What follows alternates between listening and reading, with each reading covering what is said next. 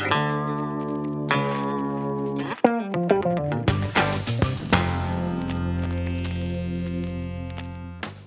there YouTube, my name is Turkey and I make gameplay videos.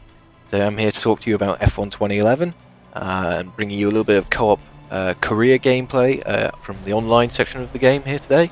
And well, I'm on the Malaysian Grand Prix circuit here in the second race of the co-op season. And luckily enough, myself and my buddy Tom Jakes, we've been able to get a front row lockout, which is even more impressive since we're on the legendary difficulty with all the sort of simulation turned up to maximum.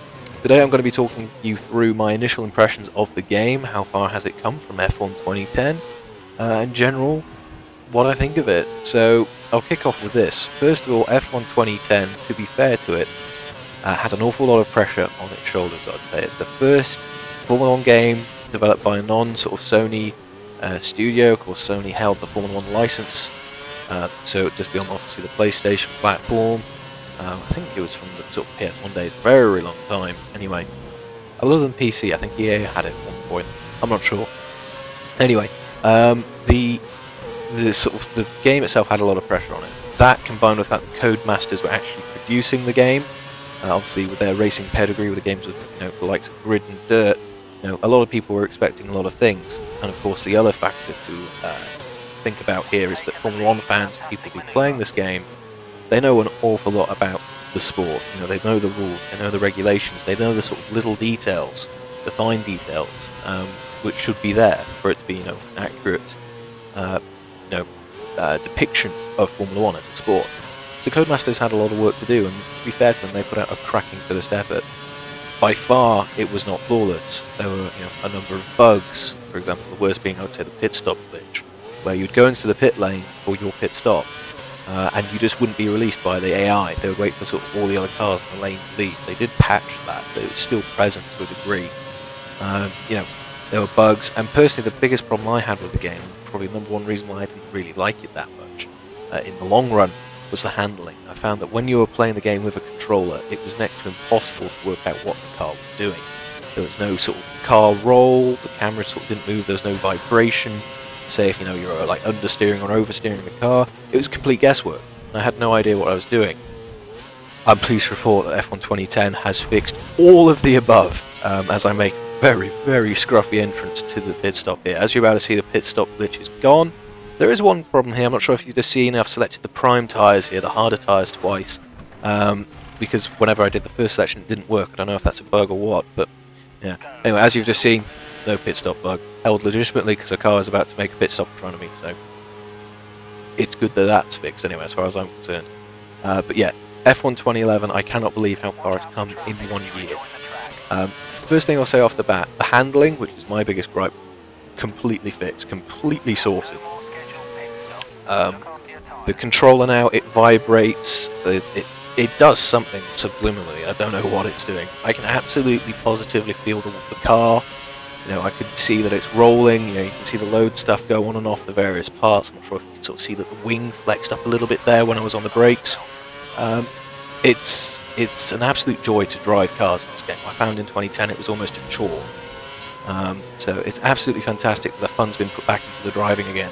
That combined with the Pirelli tyres, which wear exactly as they do, sort of in the real races, for example, that pit stop, I'd attribute that, horrible understeer to the fact that the tyres were just completely done.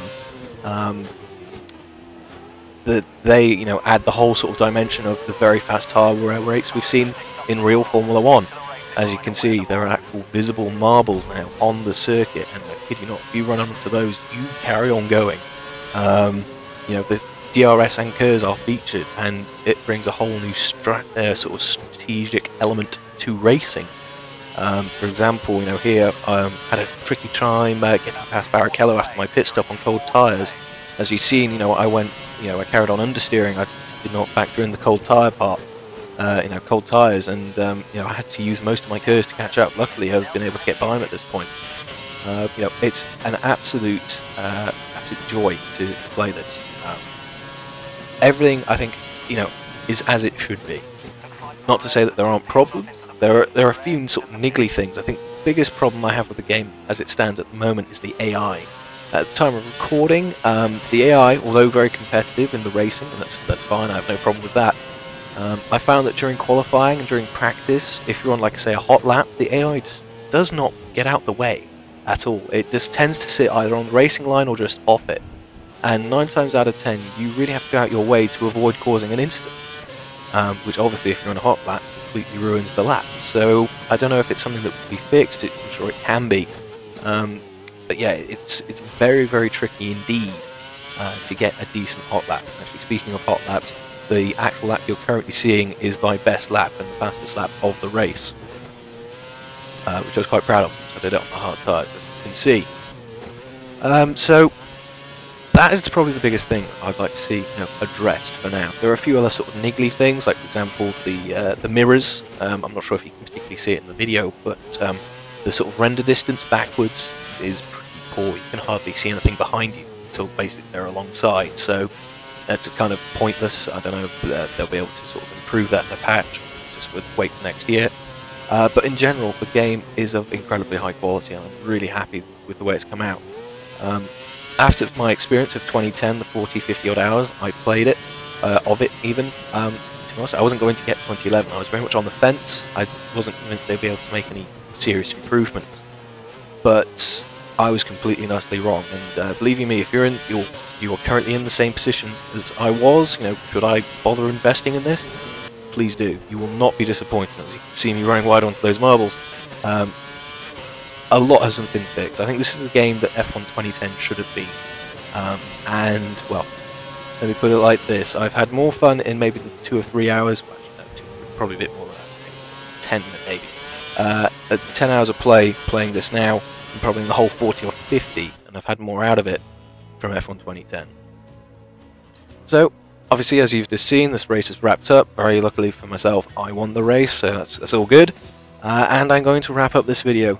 So I hope you have found this interesting. I hope that, if you're on the fence, you'll be able to take this into consideration. If you want to go and pick it up, I would highly recommend that you do.